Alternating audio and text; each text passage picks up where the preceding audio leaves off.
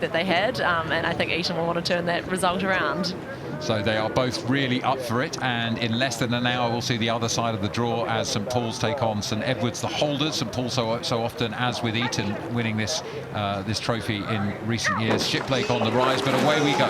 Eton and Shiplake in this coveted Princess Elizabeth Challenge Cup, and looking forward to seeing how it unfolds as they have another rematch. Who's going to get their nose in front this time? Yeah, I think it's a different mentality when you know you are, according to one of your last results, pretty even. You were separated by half a second, so how do you approach it when you're just racing one other crew? Is it about how you come out of the start?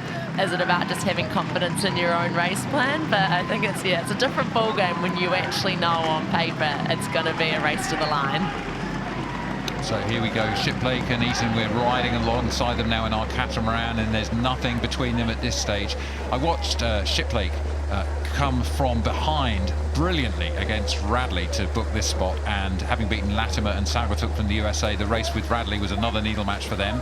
Radley took an early lead, but Shiplake with real maturity came back through. So I think Eton will have watched that video and thought about the tactics here.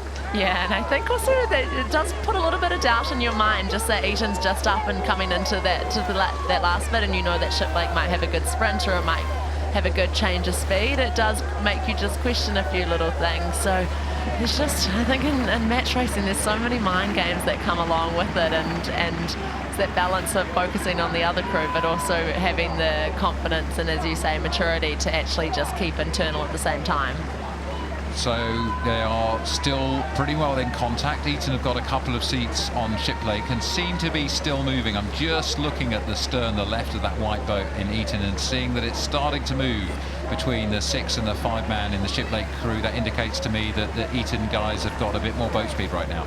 Yeah, and I think as a rower, if you sort of come out kind of evenly and you just keep edging and edging and edging, it gives you the sense of energy that maybe the other crew is not going to have. And if you get a little bit of momentum, you get a little bit of excitement, and it just kind of sets you up for that race, and you're like, can I keep going, and just sort of flowing with that. But I think in a race like this, momentum is a lot, as leads can change and chop and change throughout. But yeah.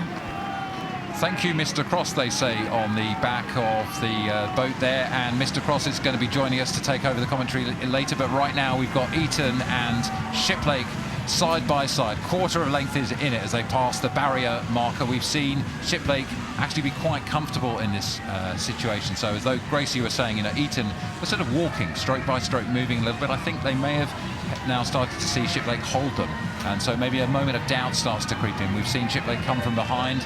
Can we keep moving, or are they holding us? Yeah, and I think in match racing you actually have to be a little bit more intentional with your moves, because if you let the other crew get too much, it can be very hard to peg it back. So I'm sure the coxswain and the Shiplake crew is acknowledging that maybe we are holding, and then if he can relay that to the rest of his crew, it gives them that knowledge that, okay, now we're holding, we just need to do that tiny little bit more to start walking up. I love it when the cock's called, yeah, we're walking, and that's when you feel that you're moving a few centimetres per stroke each stroke. It gives a sense of confidence and allows you to relax into the rhythm. But look at this, from above, the sun shining down on these two shining examples of junior men's rowing. Umpire Gwyn Batten warning there, they're just coming a little bit close together. This is the crosswind a few of them have tackled, but it's not a serious situation. And Shiplake gained a couple of seats, don't you think? Yeah, I think they have. They're on the move a little bit, and I think with relative speed. So this will be an important part of the race for Eton as well, because they're going to need to acknowledge what's happening, take that in, check it, and keep moving. Because once again, we talked about momentum before, and if you let the momentum swing the other way, I think to change the lead again, it can be very difficult. But Shiplake, I feel like they're taking about a seat every few strokes at the moment. Well, this is exactly what Shiplake did to Radley School. They started to take them apart at exactly this point in the course. So Eton, I think, will likely watch our coverage back maybe a couple of times to look at the tactics, and they know they need to respond, but I'm not seeing that happening at the moment from Eton. No, and I think Eton's getting warned by the umpire a lot as well, and when you can hear your crew getting warned, it can often cause a little bit of stress in the boat, and I know as rowers it's not your job to steer, but it can add in that little bit of anxiety or stress, and if the steering does have to happen, it can take it out of you a bit. But this is just I mean, they're dead even now. I feel like that was about a length in a couple of 100 metres. Yeah, that's a lot of movement from Shiplake. It's going to have been quite expensive for them, but that confidence they've gained will be good. I think the Shiplake bow is marginally in front here. A little bit of steering to correct, but the Shiplake nose just starting to edge through Eton. It's going to be very tough now. And those young heads, 17 and 18-year-olds in both crews, those young heads in the Eton crew will need to stay calm, row long and push now. Eton have to respond. There's only about 400 or 500 metres left to go. Shiplake have broken clear and they are taking 10 centimetres a stroke out of Eton. They really are, and I think the Shiplake crew looks quite dynamic and upbeat, and I think maybe the Eton crew put a lot more effort into their start, but I know I felt it. Sometimes you get to a point in the race where you just feel like you're almost rowing in mud, and it looks like the Shiplake crew is a bit lighter, a bit more up, whereas it just looks a little bit heavier in the Eton crew at the moment. So we'll see if they can have that change of speed a little bit later on, but this rowing here, I think this is a really great view as well. It looks like they're sort of sitting in a rhythm that if they had to respond, they could.